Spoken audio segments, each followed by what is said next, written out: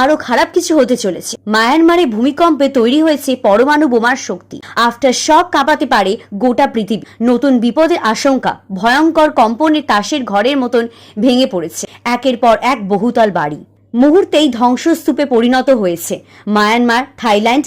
এরই মধ্যে ভয়ঙ্কর বিপদের কথা জানিয়েছেন মার্কিন ভূবিজ্ঞানী জেস ফিনিক্স। মায়ানমারে ভূমিকম্পের কারণ ছিল ইউরেশিয়ার পাতের সাথে ভারতীয় পাতের সংঘর্ষ, এবং সেই সংঘর্ষ নাকি এখনো থামেনি। ইতিমধ্যে মায়ানমার নাকি 15 বার কেঁপে উঠেছে। একটা ভূমিকম্প এবং 14টা আফটার শক।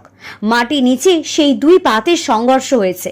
তার ফলে নির্গত হয়েছে ব্যাপক পরিমাণের শক্তি, প্রায় 334টি পরমাণু বোমার শক্তির সমান। সেই কারণেই কম্পন এত তীব্র এবং বিশাল সংখ্যায় আফটার শক।